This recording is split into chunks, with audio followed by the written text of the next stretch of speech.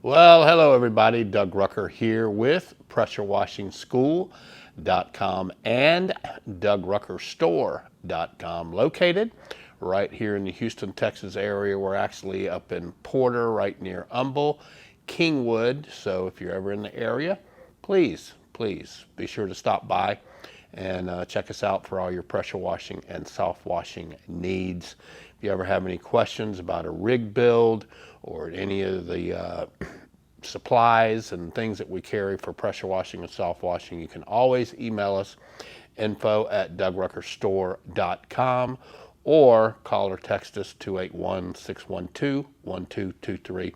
We're open, by the way, Monday through Thursday from 9 to noon, and we close from lunch from 12 to 1, and then we're open from 1 to 3, and Fridays we're open from 9 to noon only. But we can always arrange, if we have to, after hours to meet you or get you something that you can pick up if we're not here. So just always let us know if you need us to accommodate you, okay? Hey, did a repair last week on a drop tube. So I'm going to show you why I stopped using drop tubes probably about 3 or 4 years ago. So I got that coming up next.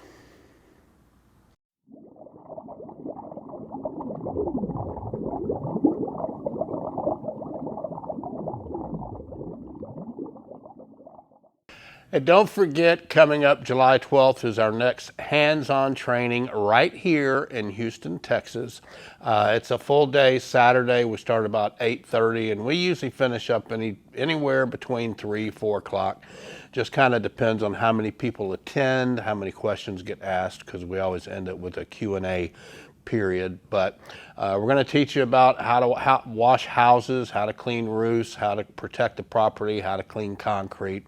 It's hands-on training as well as classroom training, and we do provide lunch for you. And then also, if you can't make it out to Houston, don't forget about the online video school. That will drastically help you cut your learning curve. A great resource for starting your business, and just all kinds of content on there that will help you immensely. And then also we have the point training. That's where we come out to you, and that's called personal on-site individual next level training. If you ever need us to come out to you, we can do that. In fact, we just got back a couple weeks ago from Los Angeles doing training for the Los Angeles airport. But we go out to individual sole operators, companies, school districts. We've done quite a bit of that kind of thing. So if we can ever help you with that, just let us know. Any information on our training opportunities, you can just go to PressureWashingSchool.com, and that will have the schedule there for all of our schools, all of our classes.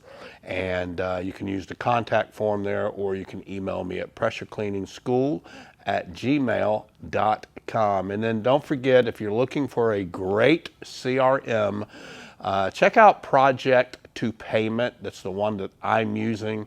You'll get 90 days free. That's a free 3-month trial. And if you decide to continue using it, it's only $20 a month, and you can add as many users as you want at no additional charge, always just $20 a month. And create your invoices, estimates, take payments, all of that kind of thing that you can do right there through Project Payment. Use my link if you need me to email it to you.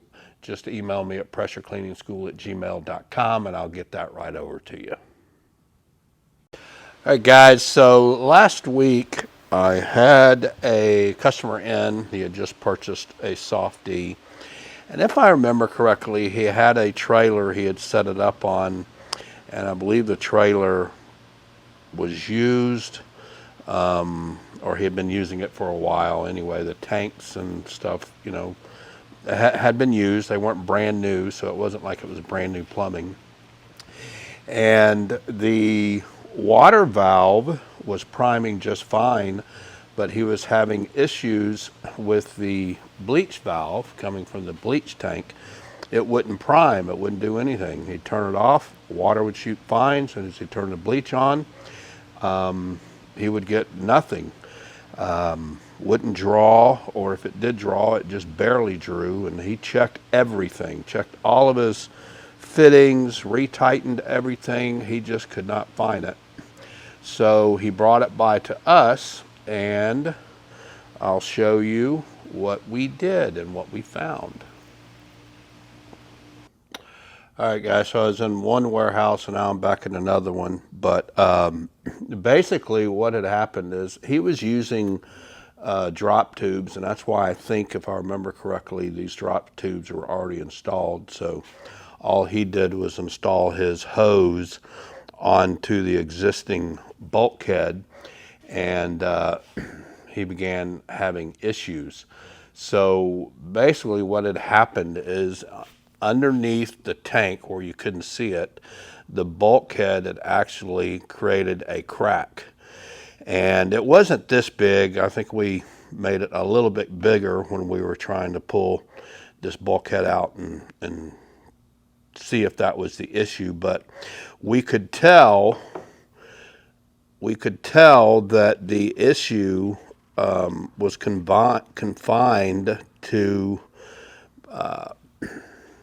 the bleach line at the tank, because as the fluid started coming out of the tank, we could see big air bubbles. I mean, it was like only half of the line was full with fluid, the rest with air. So it was having a hard time drawing. So I got underneath, pulled the lid off, and got underneath and started taking the bulkhead off.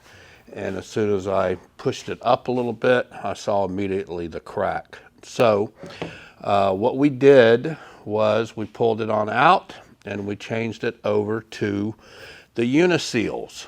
So we eliminated that bulkhead and we eliminated that drop tube, and went to uniseals. And I've been using these for 3 or 4 years, and I always tell people, man, if you don't use bulkheads and drop sticks like that, because they always create an air leak somewhere, somehow. I mean, you can have a crack in the bulkhead fitting, a small hairline crack.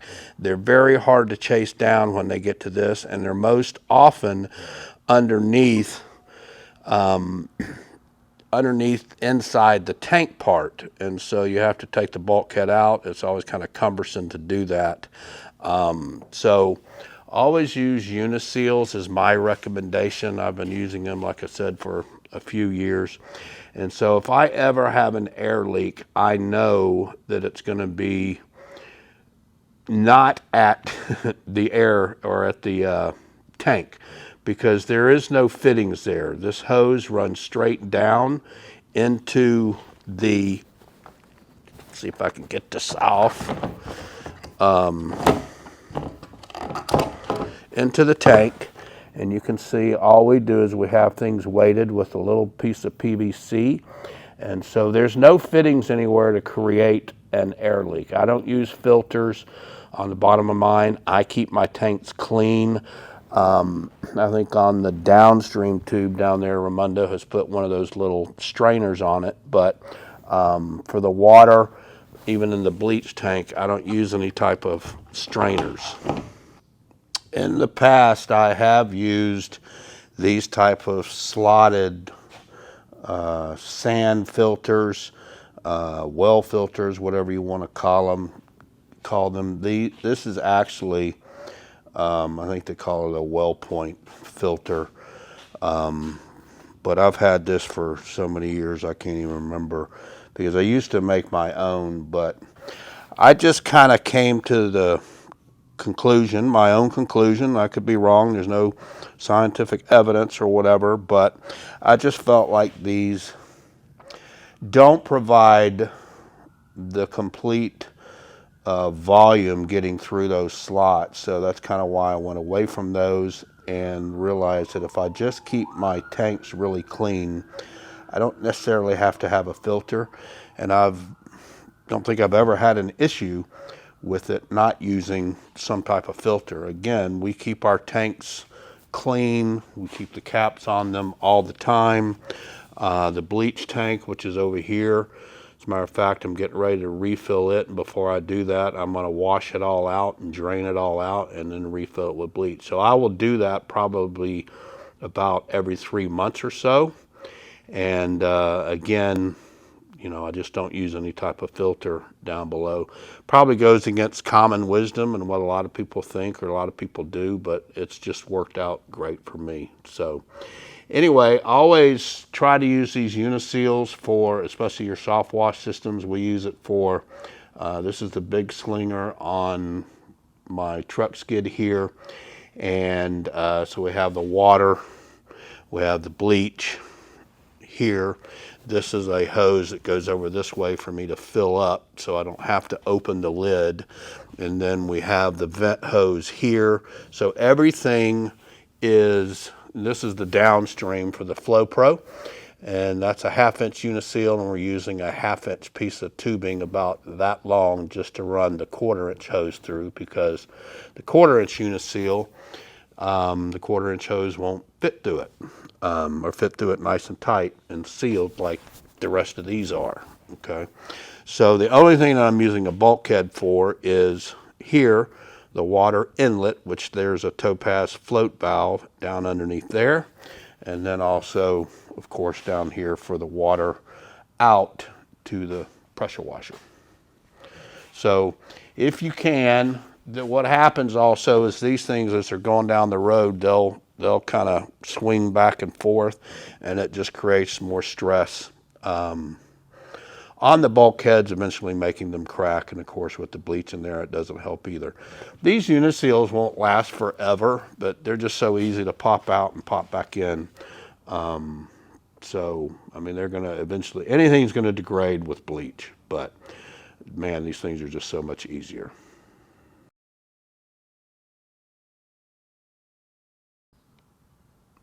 If you get into situations, let's say you're using smaller hose or 1/2 inch poly tubing that comes up out of these, and they start bending or whatever, you can always just get you some of this off of Amazon. This is Spiraflex, I believe is what they call it, and wrap that around your hose, and that'll help keep it from bending.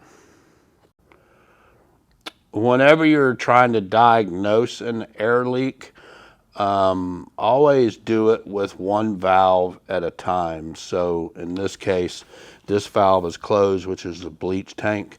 This is the water valve, which is open. So you would run it for a couple of minutes to see if the air evens out, the little spitting. And if it does, and sprays fine without any, you know, air spitting out, and usually it's going to be kind of a pss, pss, pss, pss, pss, you know, type sound, then you know that that valve is okay. So you turn the water valve off and then turn your bleach valve back on, and just run it for a couple of minutes and see if it evens out. Now, if you're not in a spot, but anyway, that will help you diagnose which valve or where, kind of make it so you can pinpoint more where your air leak is. Now, if you're not in a place where you can spray full strength bleach on something trying to figure it out, just have you another banjo fitting like this with a hose that you can take and just plop in either into your water tank, and you can test them both, or you can do it in a 5-gallon jug. If you're trying to do it through 200 feet of hose, though, you may have to refill that bucket up. So make sure you're not spraying when you fill that bucket up, because the turbulence in the 5-gallon bucket could create what seems like an air leak. So make sure you stop spraying, fill the bucket up again. I always just throw it into my water tank or something really big than a 5-gallon bucket, but you could just isolate it that way, just having another banjo fitting, pop this off, throw it into your water tank, and then turn the valve on and spray, and that'll help you determine if the air leak is in your bleach valve or in your water valve when you do them one at a time like that. Matter of fact, here's a rig we just got done working on that came in, and we actually just added an 8-gallon per minute machine. along with a Flow Pro system to this one, and then we added a general pump hose reel for the water hose and took his existing hand A reel here and stacked it on top because we added 2 machines. So now he's got 2 pressure reels. But over here, you'll see for the Flow Pro, we added uniseals. That's all we did. I think everything else on here, he has bulkheads, but he didn't have a chemical tank, and he's not using this for bleach. He does other type of washing that doesn't require any bleach. He just uses other chemicals in here. I think he does some type of fleet washing or whatever. But anyway, yeah, uniseals. And anytime you're dealing with 1/4-inch hose for downstreaming, you need a little piece of 1/2 inch clear braid hose, poly braid hose, whatever you want to call it, to stick down. So down through the uniseal, it's sticking through that much, and then we run the 1/4-inch hose through it. And the easiest way to get all of this stuff through, because it's pretty tight, it's not going to move, it's sealed up, is use some soapy water. Spray the hose, sprays the uniseal, push it down to where you need it. But that's it, guys. Bulkheads, try to stay away from them if you can. They can always create air leaks, and it's just very frustrating to try to chase them down when you have bulkheads, because 90% of the time that's where the issue is going to be. And I'll have guys on the phone say, I've checked everything, there's no air leak anywhere, I've tightened everything down, I've even replaced everything. And this guy had replaced everything too, except for the bulkhead. And that's the last place you think. You just think this is not going to happen, but it will. Okay, everybody, I hope this has been helpful for you, and hopefully you learned something. Maybe you might want to make the change from bulkheads over to uniseals like I did a few years ago. If you have any questions or comments, just leave them down below, or you can always email me, pressurecleaningschool@gmail.com. Don't forget to hit that subscribe button and then hit that bell so that you get notifications whenever I have a video that could come out and help you. And then also, there was one other thing on there. Oh, yeah, leave a like, leave a comment, all that kind of stuff. All right. Thank y'all so much for watching, and y'all have a very, very blessed day.